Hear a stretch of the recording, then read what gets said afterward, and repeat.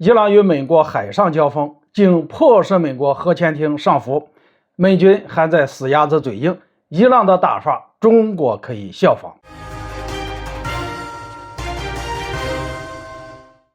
大家好，我是肖一华。美国是当今世界的超级大国，也是军事第一强国。想必大家都会认为，像美国这么厉害的国家是不应该被欺负的。毕竟美国这些年一直称王称霸，从来都是只有美国欺负别国的份，哪有别国欺负美国的时候呢？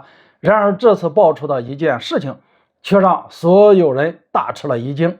伊朗和美国在海上交锋，美国的潜艇竟然被伊朗给逼得上浮。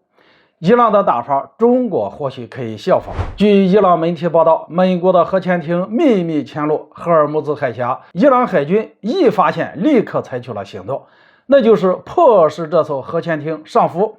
不仅如此，还要求美国的核潜艇立即改变航道，然后伊朗的军舰护航其离开。伊朗可真是霸气十足，美核潜艇具有超强的隐身能力，却没有逃过伊朗的火眼金睛，这就证明伊朗的反潜能力还是可圈可点的。有人疑惑美军佛罗里达号核潜艇的分贝是95分贝，排水量是 1.9 万吨，下潜的深度是805米。伊朗征服者潜艇排水量是6倍，最大下潜深度是200米，分贝是120分贝。从分贝、排水量以及深度上来看，佛罗里达号至少是30艘伊朗征服者的吨位大小。如此大的技术水平差距，核潜艇能被常规潜艇发现，难道美军的核潜艇技术全是吹出来的吗？现在事实告诉我们，美军的核潜艇技术究竟有多少是吹出来的，他们自己心里有数。不过美军把一艘 1.9 万吨的庞然大物塞到狭小的荷尔木兹海峡去，即便是一艘渔船，只要它配备了声呐，也能被发现。有句话说得好，弱小不是生存的障碍，但傲慢却是。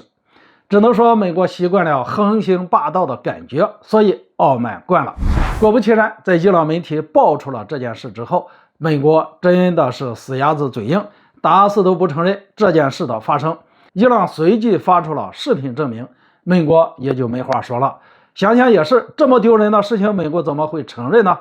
即使从前到现在挨过那么多次打，也没有承认过。不得不说，美国混世界的流氓经验还是非常的丰富。美军的核潜艇这次前往荷尔木兹海峡，恐怕是想干坏事，破坏中东和平。谁成想伊朗直接和美军的核潜艇正面硬刚，结果什么事都没有干成，便灰溜溜的跑了。这件事情刚好也给我们提了一个醒，我们也要加强防范，谨防美国搞事情。若是美国真的搞了，我们应该学学伊朗的做法，要及时谅解，唯有能战方能止战。如果只是一味的谴责、打口水仗，反而讨不到半点的好，也不会有半点的效果。只有军事上强硬一些，美国才会收敛3分。好了，今天就说到这里，咱们下次见。